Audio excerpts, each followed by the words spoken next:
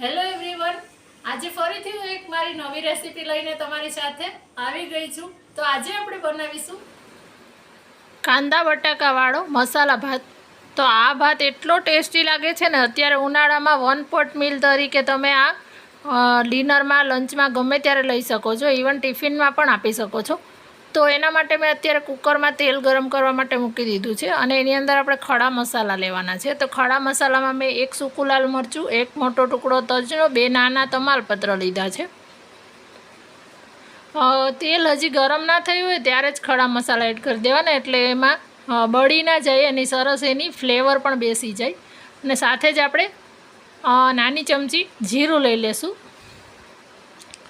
જીરું પણ અત્યારે એડ કરી દેવાથી સરસ એની ફ્લેવર બેસી જશે. અને હવે આની અંદર અડધી નાની ચમચી રાઈ લેવાની છે.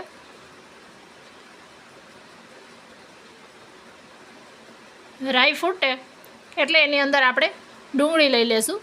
તો અત્યારે મેં 2 મીડિયમ સાઇઝની ડુંગળી લીધી છે. આમાં ડુંગળી બટાકાનો આપણે આ મસાલા ભાત કરીએ છીએ, એટલા માટે ડુંગળીનું પ્રમાણ આમાં વધારે રાખવાનું છે. તો આ રીતે મોટા થોડાક ટુકડા રાખ્યા છે મેં, કે જે ચાવવામાં આવશે જ્યારે બાઇટમાં, ત્યારે બહુ જ સરસ એનો ટેસ્ટ આવશે. હવે આપણે ડુંગળીના ભાગનું મીઠું એડ કરી દઈશું અને આને સરસ તેલમાં જ સાતળવાની છે. આપણી ડુંગળી છે એને થોડીક ડાર્ક થાય ત્યાં સુધી એને સાતળવાની છે. એનું પાણી બળી જાય અને આ રીતે થોડી થોડી તમે જોઈ શકો છો કે કેરેમલાઇઝ જેવી થાય, એટલે એનો સ્વાદ છે એ બહુ જ સરસ લાગશે. સાથે એક મોટું લાલ ટામેટું લીધું છે મેં. ટામેટાને પણ આ રીતે સરસ મિક્સ કરી અને ચડવા દેવાનું છે. તો અત્યારે છાંટા ના ઉડે એટલા માટે આપણે અત્યારે હળદર એડ કરી દઈએ છીએ. અડધી નાની ચમચી જેટલી હળદર લેવાની છે.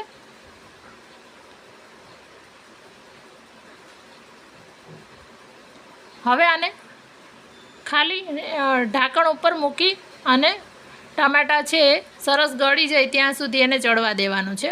2 મિનિટ જેવું થશે એટલે આપણા ટામેટાં છે એ સરસ ચડી જશે. તમે જોઈ શકો છો કે ટામેટાં ચડી ગયા છે. હવે આપણે આપણા જે બટેકા છે એ લેવાનું છે. તો મેં અત્યારે 2 મીડિયમ સાઇઝના બટેકા લીધા છે. અત્યારે આપણે ડુંગળી બટાકાવાળો ભાત કરીએ છીએ એટલે બટાકા લીધા છે. તમે બીજા વેજીટેબલ્સ લેવા હોય તો સાથે લઈ શકો છો. આની અંદર તમે વટાણા, ફણસી, કેપ્સિકમ બીજું પણ લઈ શકો છો. પણ અત્યારે મારી પાસે એક પણ વેજીટેબલ્સ નહોતા એટલા માટે મેં નથી લીધા. અને ફ્રેન્ડ્સ, તમને મારી રેસિપીસ ગમે છે તો તમે પ્લીઝ લાઈક કરી દો, અને ચેનલ પર નવા હોય અને સબસ્ક્રાઈબ કર્યા વગર જોતા હોય તો પ્લીઝ સબસ્ક્રાઈબ પણ કરી દેજો અને બાજુમાં બેલ આઇકોનને પ્રેસ કરી દેજો. હવે મેં આ લસણની ચટણી, જે મહારાષ્ટ્રીયન ડ્રાય લસણની ચટણી આવે છે એ લીધી છે.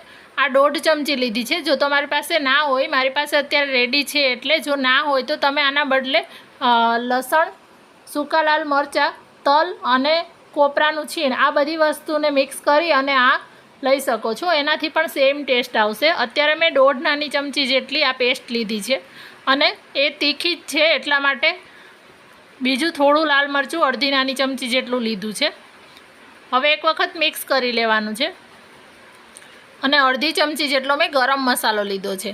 ગરમ મસાલાથી પણ આનો સ્વાદ બહુ જ સરસ લાગે છે. જો તમે આના બદલે તમારી પાસે બિરયાની મસાલો કે પાઉંભાજી મસાલો હોય તો ફોર અ ચેન્જ એ પણ લઈ શકો છો, પણ ગરમ મસાલો તો બધાને ત્યાં હોય જ છે.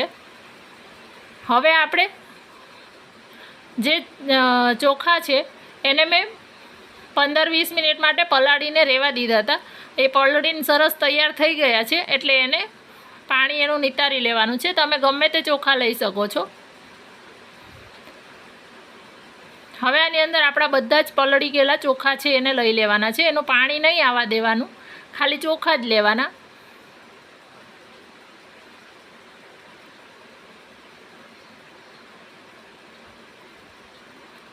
અને હવે આ બધા જ મસાલાની સાથે આપણા ચોખા છે એને સરસ મિક્સ કરવાના છે, કારણ કે દરેક ચોખાના દાણા પર આ મસાલાનું કોટિંગ અને તેલનું કોટિંગ આવી જશે એટલે એ ખીલેલો બનશે ભાત. એકદમ કુકરમાં પણ જો તમારા રાઈસ કુકરમાં ખીલેલા ના બનતા હોય ને તો તમે આ રીતે ચોક્કસથી ટ્રાય કરજો.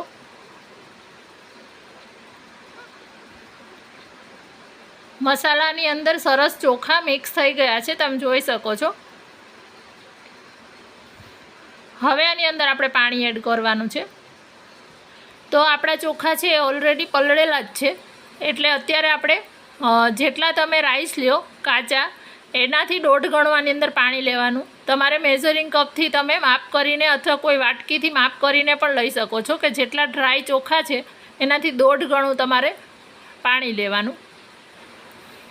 આ રાઈસને આપણે દહીં સાથે, છાશ સાથે, સલાડ અને પાપડ સાથે અત્યારે ગરમીમાં ઓછું જમવું હોય અથવા ઓછી ભૂખ હોય ત્યારે બનાવી શકીએ છીએ. કઢી સાથે પણ આ રાઈસ બહુ સરસ લાગે છે અને એમનેમ પણ સરસ લાગે છે. અંદર હવે આપણે પહેલાં મીઠું એડ કર્યું હતું એટલે અત્યારે એ રીતે મીઠું એડ કરી દેવાનું છે સ્વાદ પ્રમાણે. અને ઉપરથી આ ખાસ ઇમ્પોર્ટન્ટ કોથમીર લેવાની છે. કોથમીર ઉપરથી પણ આપણે લઈએ જ છે, પણ અત્યારે આની અંદર લેવાની છે. આનાથી આનો સ્વાદ અનેક ગણો વધી જશે. જ્યારે રાઈસ હજી ચડવાના બાકી હોય ત્યારે એની સાથે જ કોથમીર લેવાથી એની ફ્લેવર સરસ આવશે. અને હવે એકવાર એકદમ હળવા હાથે આને મિલાવી લેવાનું છે.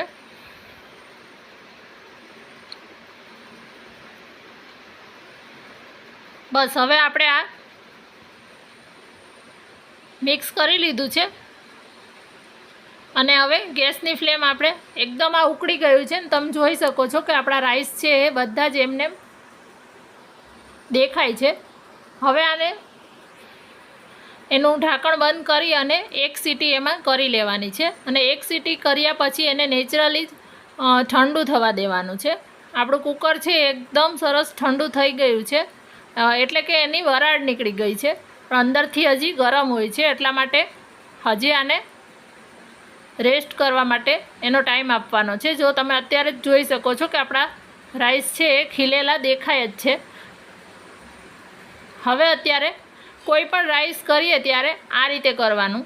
એક વખત એને ફ્લફ કરી લેવાના, એટલે બધી સાઈડથી આ રીતે ચમચો ફેરવી લેવાનો કે જેથી એની અંદરની વરાળ હોય ને એ પણ બહાર નીકળી જાય. એવું કરવાથી આપણા જે ભાત ઘણી વખત એવું થતું હોય છે કે બધા બેઠા ભાત થઈ જતા હોય છે, છૂટા નથી થતા, આખી રાઈસ કેક બહાર આવે છે. તો એ રીતે નહીં થાય. આ રીતે કરવાથી છે ને એની અંદરની વરાળ બધી નીકળી જશે ને એટલે એક એક દાણો સરસ હંમેશા છૂટો જ બનશે. હવે આને ફરીથી ઠંડુ થવા દેવાનું છે અને ઠંડા થઈ ગયા પછી એક એક દાણો આનો ખીલેલો છે એવા સરસ આપણા મસાલા ભાત તૈયાર થઈ ગયા છે.